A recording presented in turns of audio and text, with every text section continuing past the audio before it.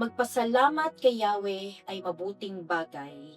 Umawit na lagi purihin ang ngalang kataas-taasan. Pag-ibig niyang wagas ay dapat ihayag kung bukang liwayway. Pagsapit ng gabi, ang katapatan niya'y ihayag din naman. Tayo'y manalangin.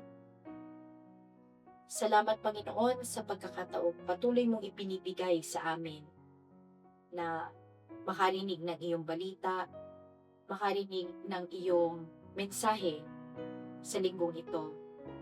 Come Holy Spirit, at patuloy ka nga pong mangusap sa mga taong ginagamit mo na marinig ang iyong mensahe sa bawat isa sa amin. Salamat Panginoon sa iyong patuloy na pag-iingat. Salamat Panginoon sa iyong biyaya. Salamat Panginoon sa mga taong ginagamit mo para maihatid ang iyong gospel dito sa kaharian mo sa lupa. Nawa po sa aming gawain ito, ikaw at ikaw lamang po ang aming maluwalhati. At patuloy po namin inaasahan ang iyong pag-iingat as we go through the rest of the week. Salamat Panginoon, at muli po ibinibigay po namin ang aming pagpupuri at pasasalamat sa iyo at sa iyo po lamang. Ang lahat ng ito ay aming dinadalangin sa matamis na pangalan ng Panginoong Jesucristo. Amen. Amen.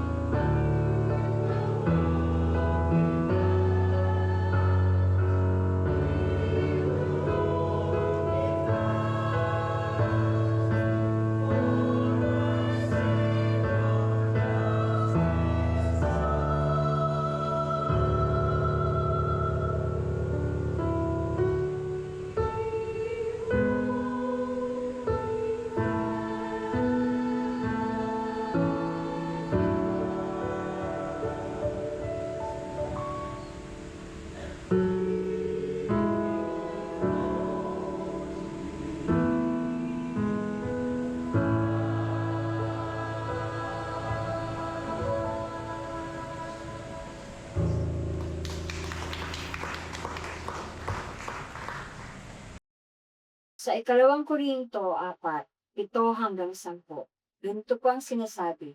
Ngunit kaming pinagkalooban ng kayamanang espiritual na ito ay tulad sa mga palayok na gawa sa putik upang ipakilala na ang dakilang kapangyarihang ito ay sa Diyos at hindi sa amin. Kabi-kabilaan ang paghihirap sa amin, ngunit hindi kami nadulubig. Kumisay nababagabag, ngunit hindi kami nawawalan ng pag-asa. Inuusig kami, ngunit hindi pinababayaan. Napapatumba kami, ngunit hindi lubusang nailulugmok. Lagi naming taglay sa aming katawan ang kamatayan ni Jesus, upang sa pamamagitan ng aming katawan ay mahayag ang kanyang buhay. Dito natin makikita ang kahalagahan ng dalawang bagay, ang pagtitiis at katapatan. Ang pagtitiis ay ang pagpapatuloy kahit mahirap, kahit may problema, hindi tayo sumusuko. Tulad sa sinasabi sa talata, hindi tuluyang bumabagsak. Ito ay dahil may lakas na nanggagaling sa Diyos. Ang katapatan ay ang pananatiling tapat sa Diyos sa lahat ng panahon. Kahit hindi natin naiintindihan ang mga nangyayari, patuloy tayong nagtitiwala at kumakapit sa Kanya. Hindi tayo bumibitaw dahil alam natin siya ang ating lakas at pag-asa. Inihahambing ni Apostol Pablo ang ating sarili sa sisidlang luwad. Isang bagay na marupok, madaling mabasag, at hindi perpekto. Ganito din bilang tao, tayo. May kahinaan, may pinagdadaanan, at minsan ay napapagod. Ngunit sa kabila nito ay may kayamanan. Sa loob natin, ang presensya at kapangyarihan ng Diyos. Sinasabi rin sa talata na kahit tayo ay napipighati, hindi tayo nagdudurog. Nalilito, ngunit hindi nawawala ng pag-asa. Inuusig, ngunit hindi pinababayaan. Ibinabagsak, ngunit hindi napapahamak. Ibig sabihin, tayo ay inililigtas ng Diyos mula sa lahat ng problema. Pero sinasamahan niya tayo sa gitna nito. Ang ating kahinaan ay hindi hadlang para gamitin tayo ng Diyos. Sa halip, dito, lalong nakikita ang kanyang kapangyarihan. Kapag tayo ay nagpapatuloy, kahit mahirap, nagiging patotoo tayo ng kanyang katapatan. Madalas iniisip natin na kailangan nating maging malakas, maging matalino, o perpekto bago tayo maging karapat-dapat sa gawain ng Diyos. Pero kabaligtaran ang itinuturo ng talatang ito. Pinipili ng Diyos ang ordinaryong tao upang ipakita na siya ang tunay na pinanggagalingan ng lakas. Sa bawat pagsubok na ating pinagdaraanan, alam nating may layunin ang Diyos. Hindi niya hinahayaang masayang ang ating sakit, pagod o luha. Sa halip, ginagamit niya ang mga ito upang hubugin tayo at padalingin ang ating pananampalataya.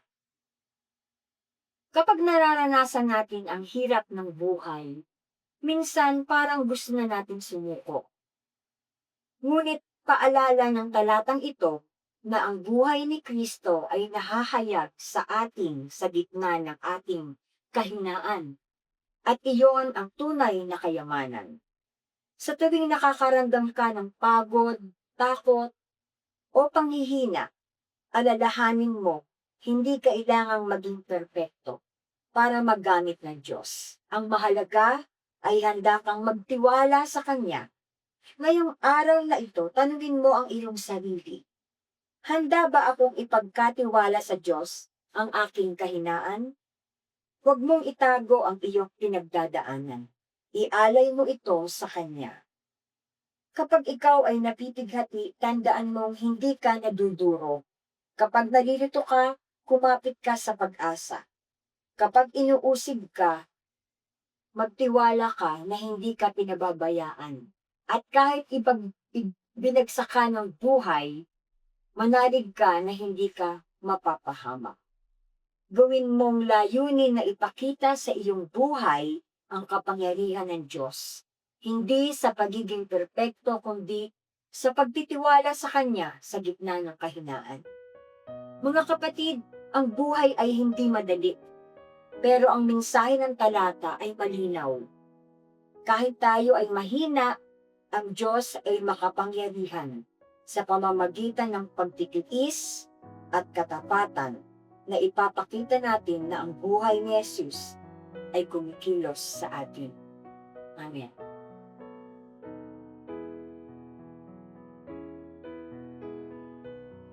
Tayo po ay manalangin, mga kapatid. Nagpupuri kami sa inyo, dakilang Diyos, sa gabing ito ng aming pagsasama-sama para sambahin kayo.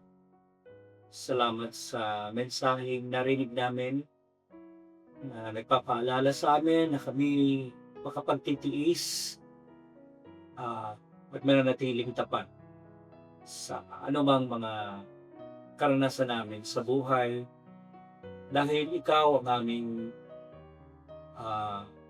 sandigan. Sa iyo nakasalig ang aming tiwala at pag-asa. Itatawid mo kami sa buhay sa gitna ng anumang hinaharap namin, Panginoon. Nagpupuri at nagpapasalamat kami sa mga special occasions sa buhay ng mga kapatid namin tulad ni Rex Daniel Villanueva. Salamat sa kanyang kaarawan na darating, Panginoon. At maging sa matagumpay na pagsasama nila Jude at Melanie Ferreira sa kanilang anibersaryo ng kasal sa May 2. Pagpalain niyo ang buhay ng mag-asawang ito. Nakita nga nila kung paano ikaw nagtatawid sa kanila sa mga pinagdadaanan ng pagsasama ng dalawang buhay at nasumpungan nilang ikaw ay tapat, O Diyos. Panginoon, patuloy kaming nagtataas din sa iyo ng mga gawain ng iglesia tulad ng darating na galaw para kay Kristo, isang pag-ehersisyo, isang pagpapahalaga sa kalusugan na gawain ng iglesia. Away, manatiling isang paghahanda ito para manatiling malakas at masigasig sa gawain po ninyo. Dalangin din namin ang Children's Camp sa inihanda ng mga manggagawa, ng mga diakonesa at pastor na mangunguna sa gawain ito para sa mga bata. Maging isang pagtitipon na ito ang malalim at mayamang karanasan para sa mga bata sa kanilang pagsasama-sama sa camp na ito. Sa mga oras din ito, Panginoon, naalala namin ang mga kapatid namin na dumadaan sa hamon ng karamdaman, sa pinagdaan ng mga gamutan, O Diyos, sa kanilang buhay.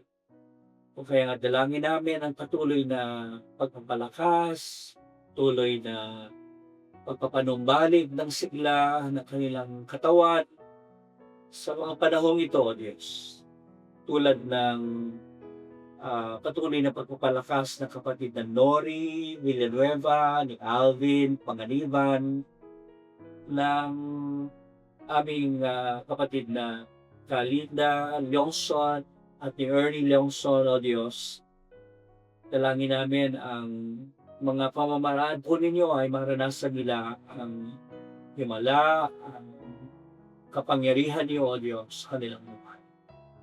Dalangin namin si Jenny Ordinario na lumalaban sa karamdaman ng cancer.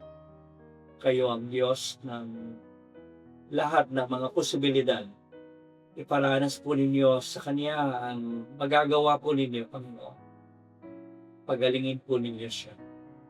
Dalangin namin ang patuloy na pagpapalakas din nila Fiscal Glow, ang kapatid na Raquel at Pastor Harvey, maging si Chari Gondra Salazar na nagre-recover din mula sa aneurysm at natapos na operation sa kanya. Salamat din po, Panginoon, sa pagpalakas ni Jerome Mercado matapos ang kanyang gallbladder stone, Panginoon, nalis sa kanyang gallbladder. Patuloy na recovery para sa kanya. O Diyos, ganoon din si John Valera. Dalangin namin na ngayon ay nasa paggamutan, Panginoon, marahil sa critical na condition. Ngunit sa inyong pagkilos, sa inyong paghahayag sa kanyang buhay, maranasan niya, himala po ninyo sa kanyang buhay.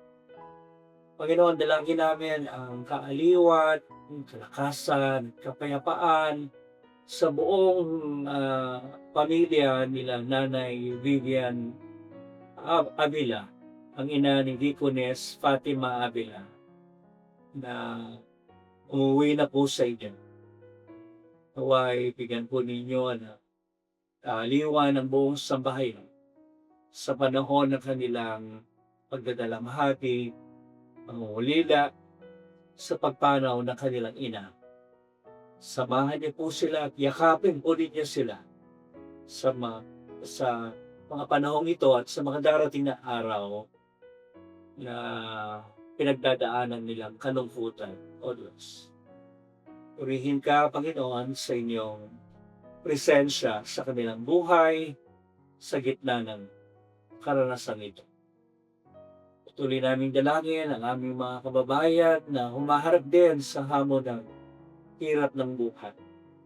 Palakasin sila, Panginoon, sa pang-araw-araw na paghahanap buhay, sa pakikipaglaban ng patas, parehas, at walang anumang ginagawang hindi naayon sa iyong kaloob. Pagpalain niyo ang kanilang mga pagsisikap, patugunan ang mga pangailangan, at maitawid sa buhay na ito, kasama ng buong sambahayan. Dalangin namin ang pagtatapos ng kaguluhan ng digmaan sa gitnang silangan. Tuluyan ng matamo ang isang mapayapang kasunduan sa pagitan ng US at ng Iran, ganoon din ng Israel na kasama sa pag-uusap ng Diyos. Ikaw ang magkontrol sa mga taong mayroong kapasyahan para sa tigil na labanan ito, O Diyos. At makabangon, makabawi ang lahat, bagamat hindi ganun kadali mula sa isang napakahirap na kalagayan. O Diyos, ang lahat ng ito sa iyo namin pinagtitiwala. Sa lahat ng lakbaying ito, Panginoon, we will persevere, O God. We will remain faithful, Panginoon, sa iyo. At tumawag at tumakasangkapan sa buhay at ministeryo ng Iglesia sa pagpapatuloy ng paglilingkod at pagpapalaganap ng iyong mabuting balita sa maraming tao. Ito ang aming panalangin sa matamis na pangalan ng aming Panginoon si Jesus. Amen. Amen.